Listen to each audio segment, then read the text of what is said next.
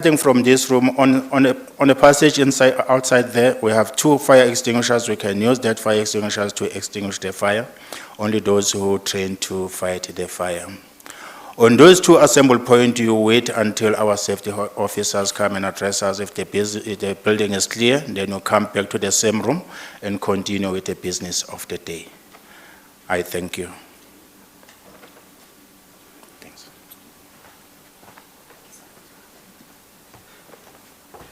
Emmanuel. So without any further ado, I'm going to call on the CEO, Mr. Pakamane Harebe, for the briefing.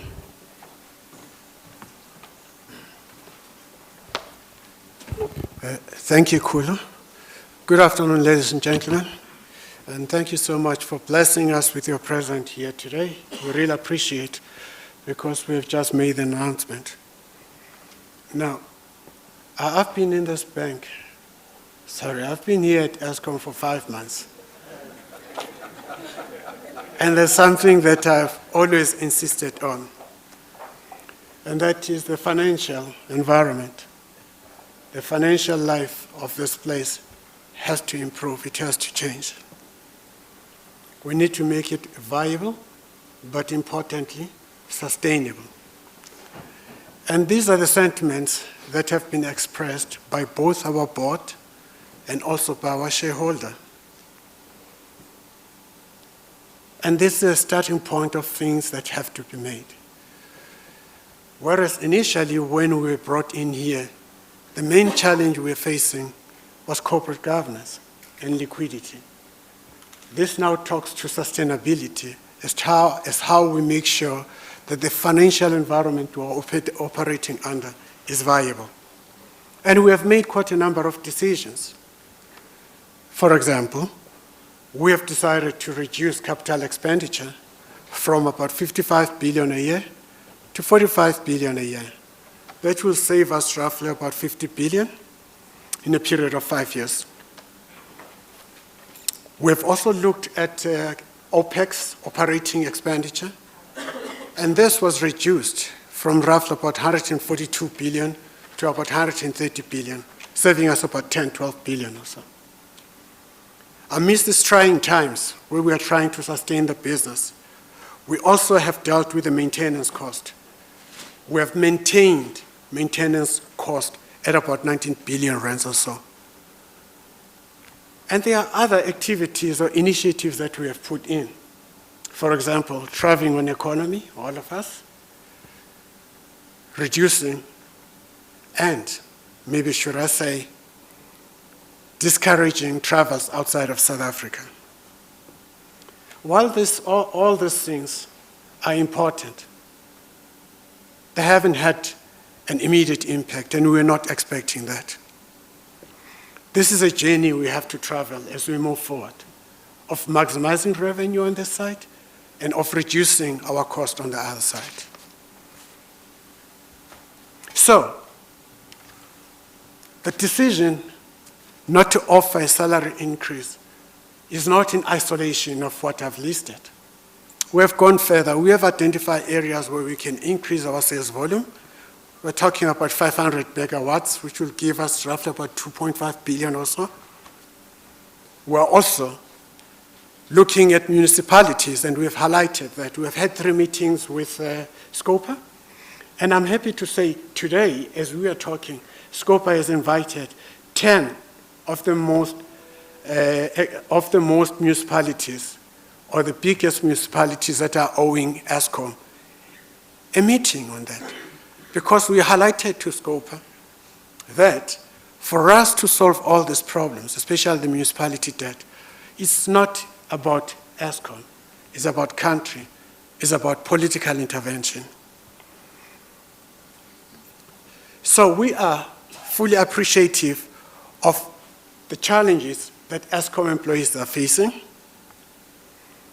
and that is why the challenge has been magnified about the events that have taken place now. But we want to reassure South Africans that during this organizational turnaround phase, we need to take tough and courageous decisions. And that's a journey that we committed ourselves, me as the CEO, my ExCo, and the board members, supported by the shareholder. We need to make more radical steps as we move ahead. Our intention is to ensure that this glorious institution, which is 95 years old, will live another 95 years. It's essential we do those things, and it's not optional. So, as we reported earlier today, we have confirmed reports of protest actions at several power stations, unfortunately preventing staff from accessing these stations. To ensure that we continue to keep the lights on, we have activated our contingencies, and currently all power stations are operating. Some of them not at full strength, but they are operating.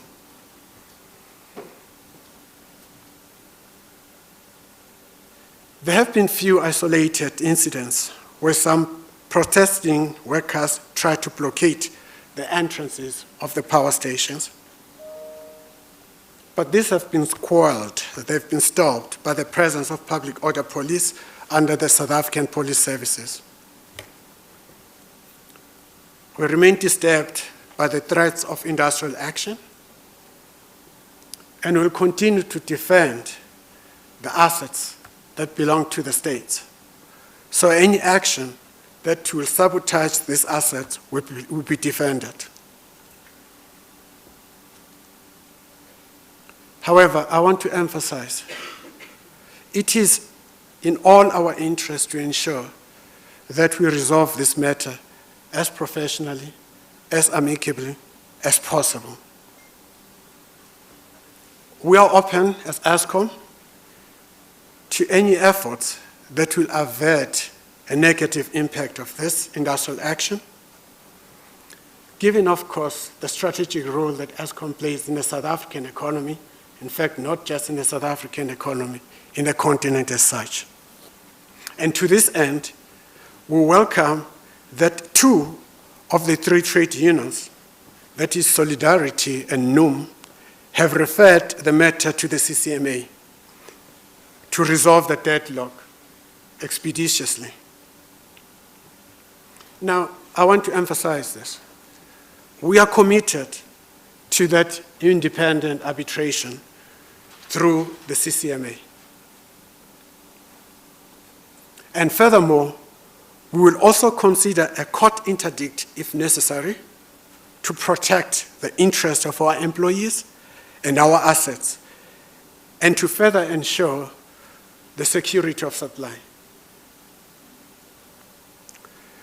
And on this point, I would like to recognize and acknowledge and thank the Eskom employees who continue to work under trying times. They have continued to keep the lights on, particularly today. Despite these challenges, we remind South Africans that we will work very hard to keep the lights on. And please, let's all remember that what Eskom employs today and the employees of Eskom are doing today changes the lives of millions of South Africans. And it has an impact, not just again in South Africa, but to the continent. Eskom plays a critical role in driving the South African economy, and the economic growth and development of the African continent bears testimony to that. So, I humbly appeal to the organized labor, to the Eskom employees, to return to work while we try to find an amicable solution to this challenge. Thank you, ladies and gentlemen.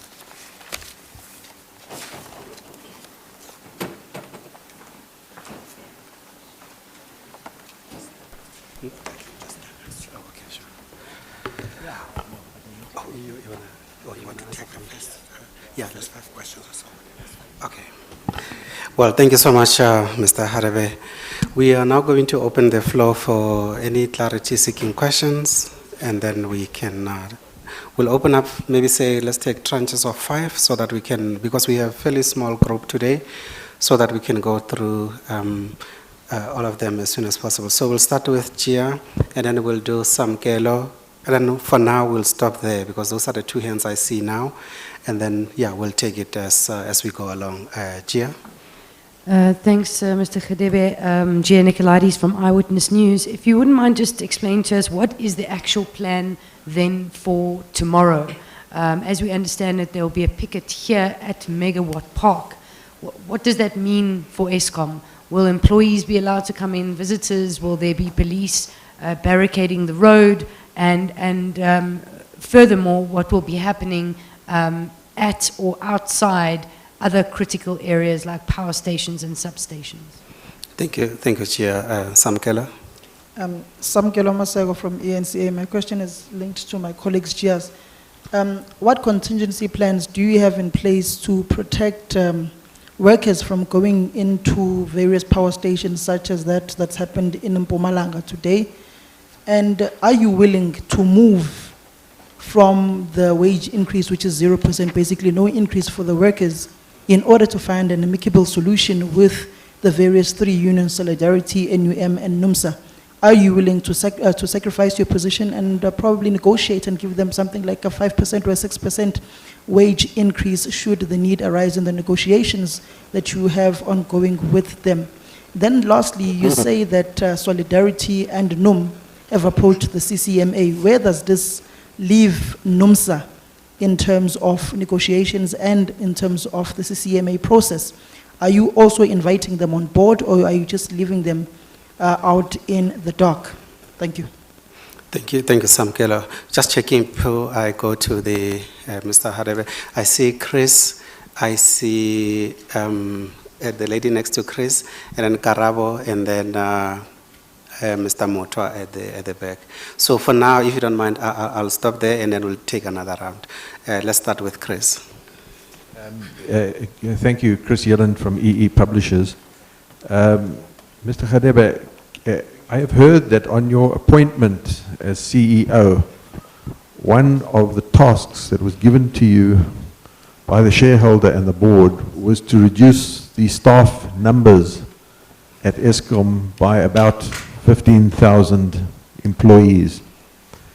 Can you confirm that this is the task that has been given to you, and how long have you been given to put into effect this task? Thank you. Thank you, Chris. Teta? Thank you. My first question is around what the Eskom management would be willing to do as it requests, humbly so, as you said, Mr. Hadebe, that workers should understand the difficulties that the organization is going through. What will the management be doing in terms of sacrificing its own benefits to see this difficulty through? And my second question is around the appeal that you made to organize labor. Yesterday, NUM and NUMSA said during the joint press briefing that they had not been able to meet with you as CEO since you started. Why have you left such an important labor relations matter to this point of negotiations when it would be considered that relations would have been built at this point? Thank you. Thank you, Teta. Karabo? Also, sorry, Karabo. Yeah. Thank you very much. CEO, I just wanted to ask with regards to the parties that are involved, just how wide is the spread between the utility and what the unions are asking for? Because in the morning, it sounded like the gap was still very wide. So is there any chance of you guys meeting each other halfway? And you also said that you welcome any intervention with regards to the current impasse. Where do you foresee this intervention coming from? Where would you like to see this intervention coming from? Thank you. Thank you, Karabo. And for this list, Mr. we just take, are you good? No, it's fine, I can go ahead. Okay, sure, thank you so much. Yes. Can we please get a clear, definitive statement from you, sir, as to exactly what happened today, from when, where, like which power stations, what is happening now, and also if you can please expand on your statement where you said you would like to thank the Eskom workers who are working and, you know, wanting to come to work, especially today. What do you mean by that? When you say especially today, what's going to happen from tomorrow onwards with regards to this situation? Is security of supply under threat as we sit here, as we speak at the moment? Thank you. Thank you, Mpongeni.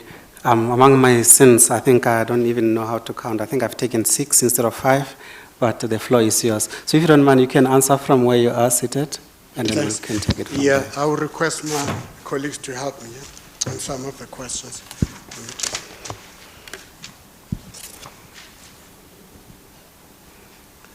The actual plan for tomorrow.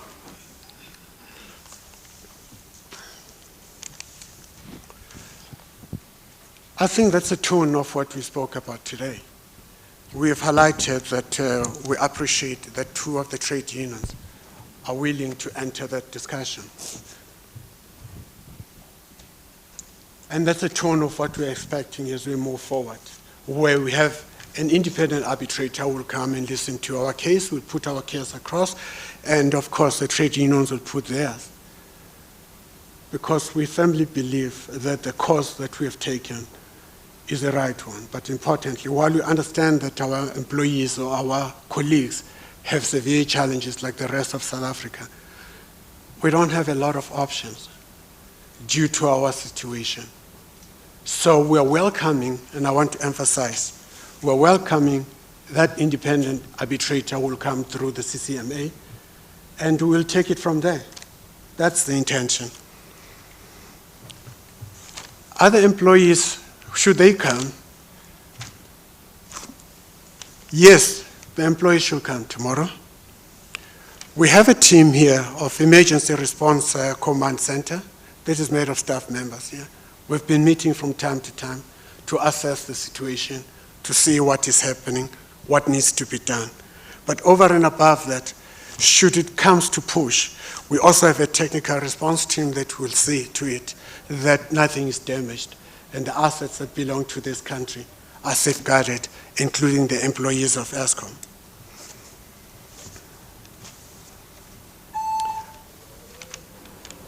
Are we able to move from zero? It is not for me to say. I have highlighted that the issue of a zero increase should not be seen in isolation of most of the decisions that have been taken. But we are willing, if there's a different opinion, to get that neutral view that will then come and say, where are we standing? We are very willing to look into that, which therefore will mean that EXCO will have to come and look at the proposed option and will make a judgment. We're not canceling this, or we're not saying that is not an option.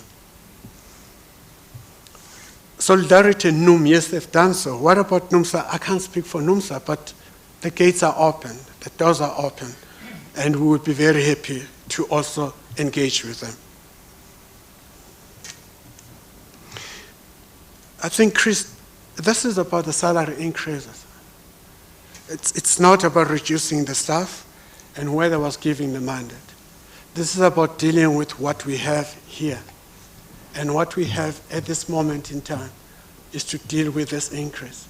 And we are saying to staff members, staff of Eskom, we have looked at all possible options and we have taken certain difficult decisions. Amidst this trying time, for example, to reduce capex from 55 billion to 45 billion is a huge, huge, huge challenge. We had to move around and agree and disagree for us to take that decision. To reduce your OPEX from about 142 to about 132 billion is another challenge, because we are facing severe challenges as we move ahead. For us to have maintained maintenance at 19 billion when we have to increase it, again, is another challenge. The story we are trying to highlight here is that this decision is not in isolation of a number of decisions or views that we have looked into. And this also talks to the whole strategy that we are trying to execute at Eskom. For example, if you are looking at news today, the top 10 non-performing municipalities in Parliament, again, it's our effort in trying to improve our financial standing as Eskom. Today, the strike is again one of the things that we have to go through. RCA NESA, which is going to be announced tomorrow, again, we had to push, we had to engage NESA, because we needed a solution and we are not that comfortable with what we have. And I'm sure that the majority of you are aware that we are asking NESA to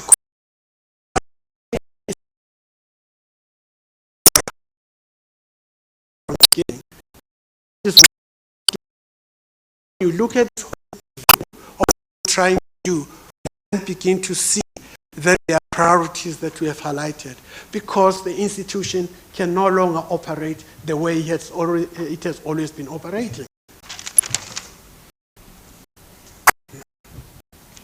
What can senior management sacrifice?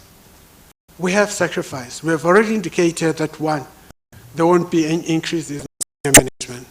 Two, there will be no bonuses paid this year. Three, we also indicated that there won't be any new appointments. We have to live with what we have. So the senior management has then said, we accept no bonuses and no increases.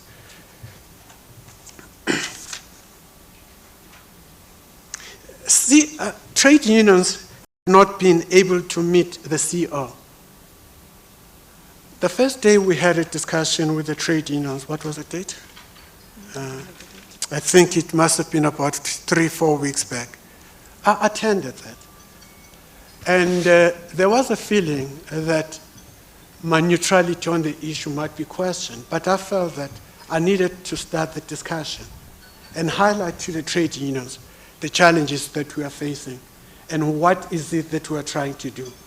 But over and above that, the CFO also presented the numbers. There was an engagement, but I couldn't have a daily engagement with the trade unions. But the story that I've provided here is exactly the same story that I provided to them.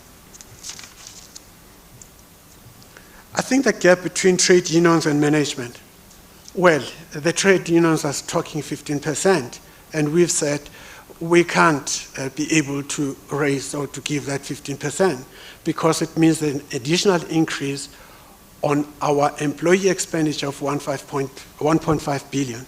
That will increase the total employee benefit from current 13 billion to 14.5 billion. That is quite huge. In a situation, an environment, and the circumstances we're operating under, that will be a big jump.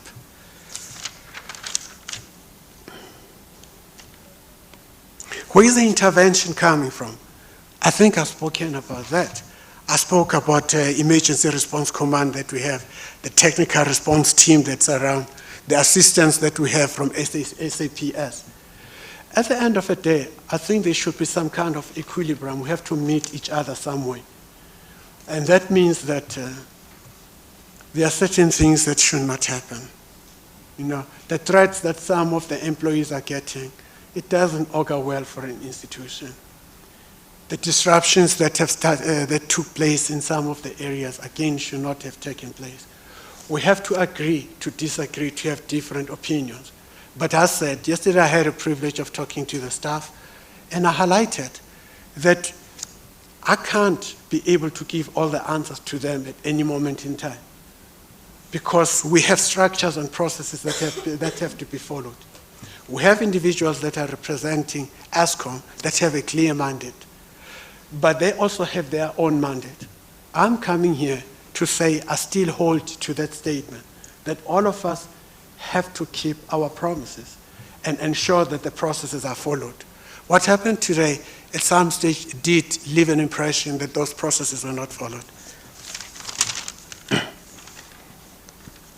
What happened today, I think, Deva, you started from 2 in the morning and 3. You can talk about that. I'll come back. Okay, thank you. So basically, as early as yesterday evening, around 6, 7 o'clock in the evening, we saw protesters outside power station intimidating people from a shift changeover and preventing people from actually moving into the station. So the sites that are affected were Camden, Grootvlei, Komati, Hendrina, Kriel, Matla, Tutuka, Duva, Kendall, and Arnott. And basically, we saw a lot of barricades put up this morning preventing people from coming in. The transport that brings our shift workers to the power stations, the people were intimidated. They were forced to come out of their vehicles and their combis and forced to join the strike. So the impact it has on us is that we were quite short on operating staff, on maintenance staff at all those stations. And we've obviously put our contingency plan in place. And our contingency plan relies on obviously the trade union that's not gone on strike, Solidarity, and our MPS bands, which is a managerial, the professional and the specialist people that actually physically manning the plant in all spheres together with Solidarity members. And obviously some of the other staff also did not go on strike. But the disappointing thing was the level of intimidation. There were people that were willing to come to work, severely intimidated. They were threatened, their families and their children were threatened as well. And that's obviously reduced the number of staff that we got on site. So is the security of supply under threat? Obviously with those amount of stations, we certainly cannot give a guarantee that the security of supply is not under threat. It's a challenge, and we are doing our best to ensure that we have sufficient capacity on the system to meet the demand. Yeah, if I could just add two more questions that came. When I was speaking about, especially today, I was referring to those disturbances that have taken place because we didn't have those disturbances before. Add on as well is just like the chief executive said, we certainly want to thank the individuals that are working at the station today. I think that's what the chief executive said about today. Very trying circumstances, very difficult with the level of intimidation, but all the employees, whether they at various levels in the site, whether they're managers or from other trade unions, the fact that they are working and they are there working under very trying circumstances to keep the lights on, I think that is the point that the chief executive is driving.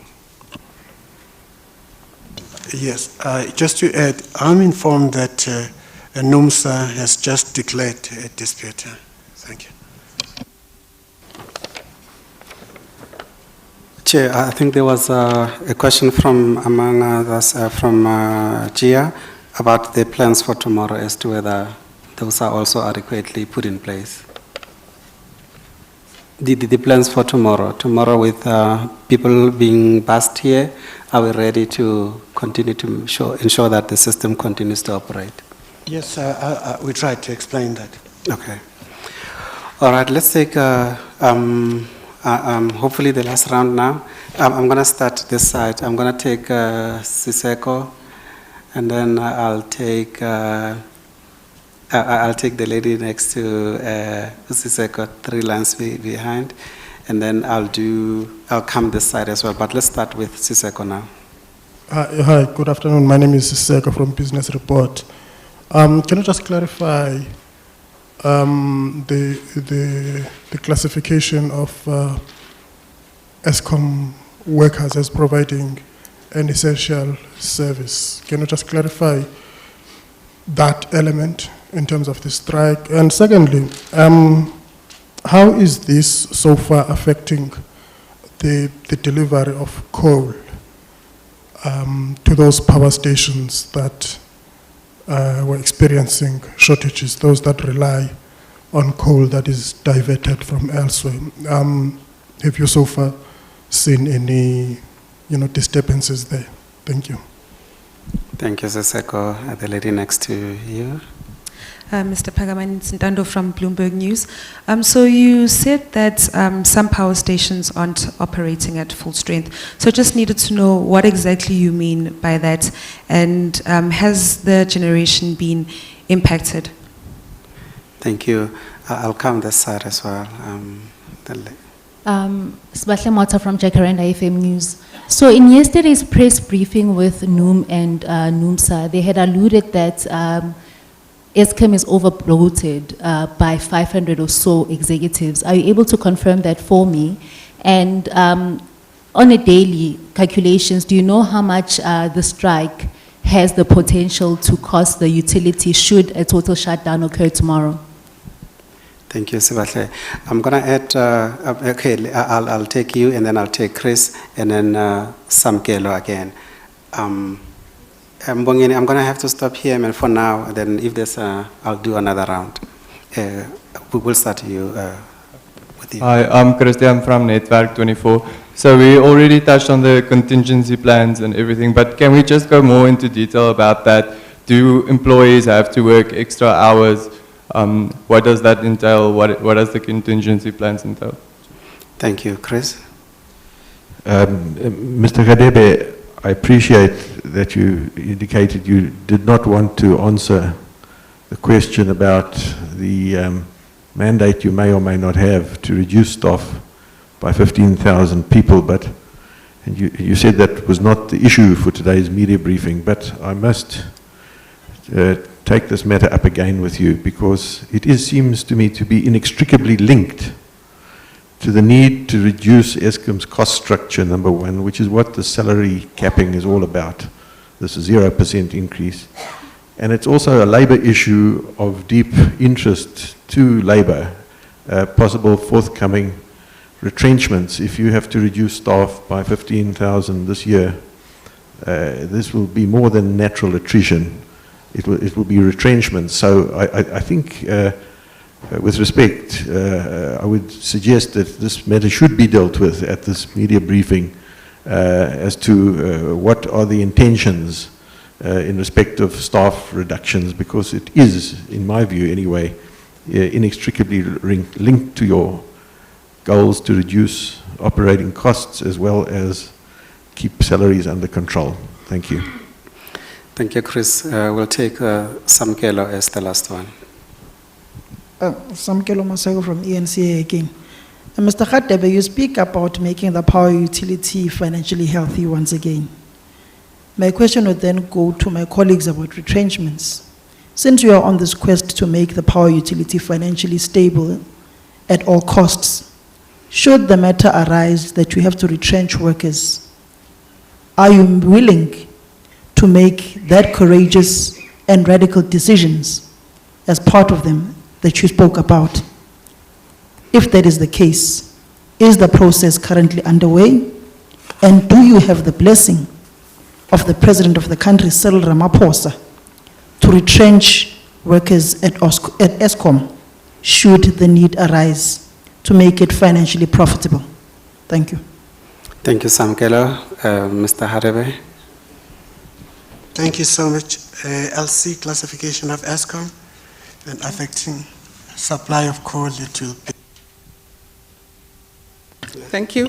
Eskom is designated as an essential service. What that means is that employees cannot go out on a legal strike. That does not mean that every single employee is essential, but until we sit with organized labor and we looked at the minimum services agreement, the essential service designation will stay. So in terms of the... Sorry, Deva, how is this affecting the supply? Also, the power station is not operating at full strength by Ntando. You can come. So just the two issues. When we're saying, obviously the station's got like, on average, obviously 6 units. What we mean by not operating at full strength, we may have lost one of the units, or we may have reduced load on the one unit because we're not getting sufficient coal into the bunkers for that unit, or we cannot remove the ash. And that's what we're meaning, where we're saying some of the stations are not operating at full strength. They are not doing full load. In terms of coal delivery, we made a decision not to supply coal with trucks for a certain period. Then after we evaluated the situation, we started clearing some of the stations that could get coal by rail. And we started clearing that, and the stations that normally receive coal by rail started receiving it this morning and continues. Some of the stations that were cleared by the police in terms of the blockade, those stations also started receiving coal this afternoon. Obviously, there are some stations that have not received any coal today because of the level of intimidation. Okay, I will try to answer Sibahle, overbloated senior management. Chris, 15,000 employees. And I think it's Samuel. Are we going to retrench the staff? In all fairness, now, the questions that are being asked are not the intention of the deliberations here.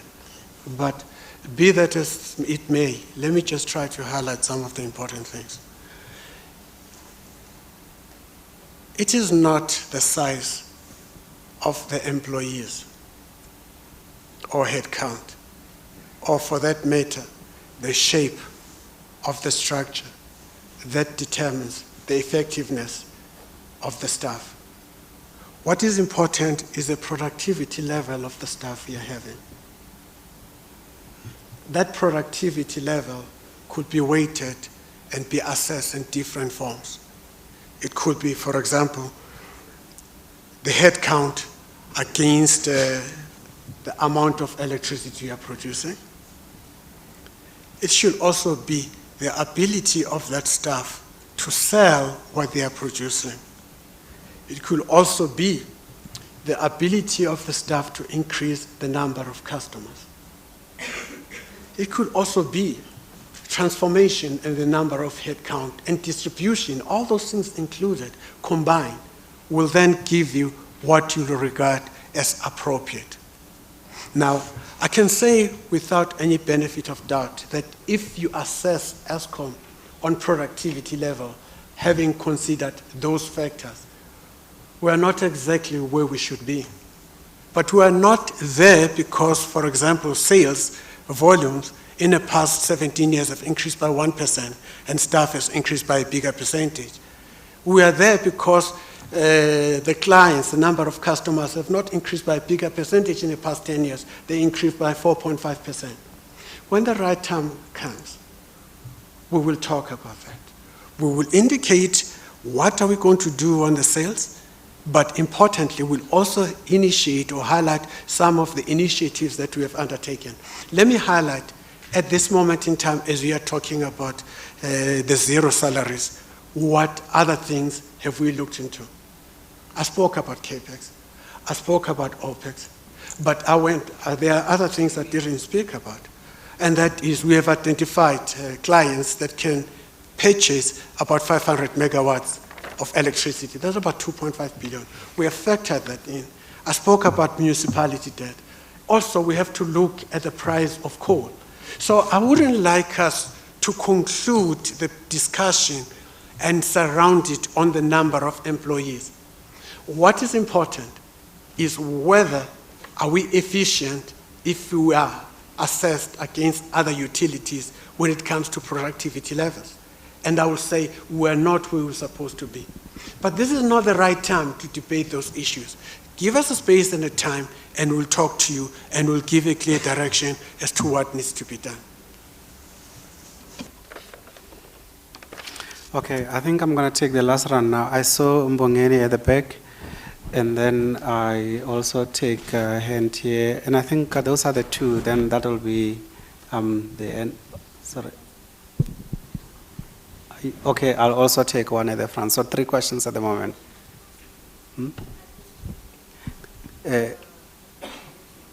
But he did mention it, that it's not how you look in terms of the structure and those kind of things.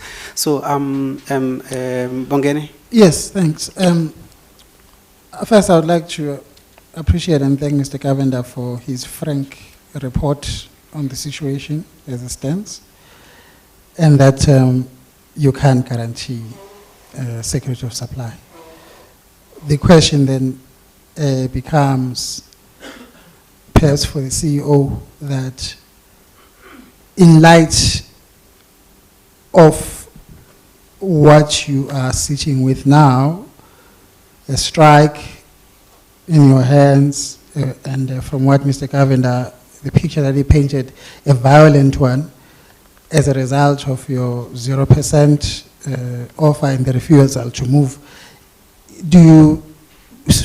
Can you say that that position of not moving on the 0% offer, do you think it's sustainable? And also, given the situation that we have now, you can't guarantee security of supply. What is your message to the consumer?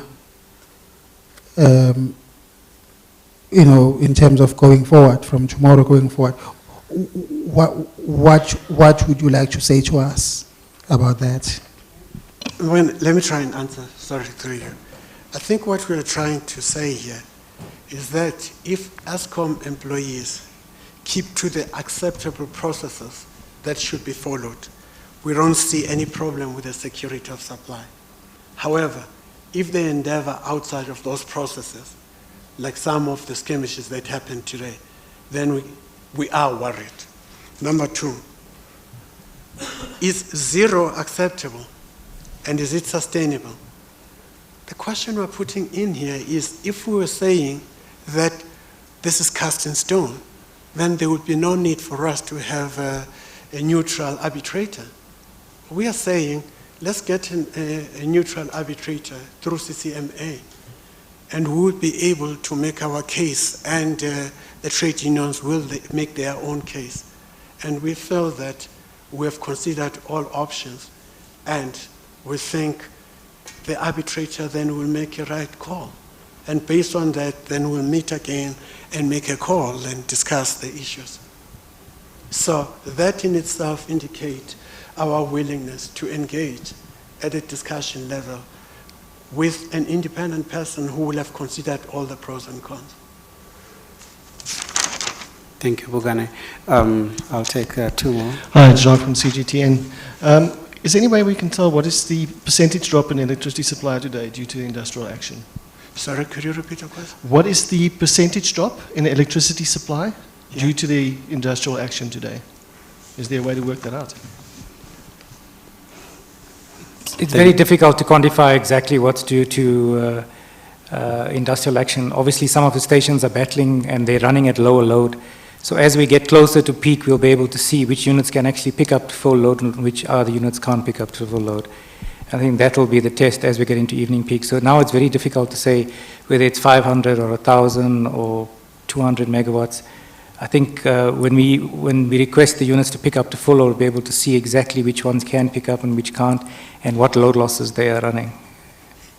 Deva, looking at the numbers at some stage earlier, I didn't see any difference. I didn't see any abnormality that was there. Yeah. Of late, we obviously have lost a couple of units where we couldn't maintain the cold flow. So that's like 400 or 500 megawatts, and but it's difficult to quantify exactly what exactly the figure it is. We'll have to see as we go into evening peak which units can pick up to full load. But certainly there will be an impact. It's difficult to quantify exactly where we stand now. And obviously some units trip. I did say before, obviously there's obviously been act of sabotage as well that we obviously experienced at some of the sites. But to put everything together to a specific number, it's very difficult in terms of megawatts, but there is an impact. Thank you. Last question. Thank you. This is from Afro Voice. Mr. Hadebe, NUM and NUMSA yesterday said one of the reasons that Eskom is not increasing the wages that is the signing of the IPPs. Can we get a reaction on that? Thanks. Thank you, Tisata. That's a question that's been coming a number of times. The truth of the matter is that the IPPs, 3.5, 4, and 4.5 that have been signed, we haven't even paid. And the cost of IPPs is still about 23 billion. against a huge cost, which is the primary energy is the biggest, followed by employees. And we have a third one, which is maintenance, which is 19 billion. So how it's been pictured or how it's been featured is not exactly the true reflection of what is happening. That's the first thing. And the second thing that's been highlighted is that power stations are being closed or mothballed because of IPPs. But these new IPPs have not contributed anything. It's just the economic life of the power stations, you know, that we have to look into, where it's becoming more and more expensive to maintain. So the issue of IPPs as affecting the decision of zero increase is not correct. Thank you so much. We're going to have to end here because I know that there's another meeting that management has to attend to at 4. So thank you so much, ladies and gentlemen, for attendance.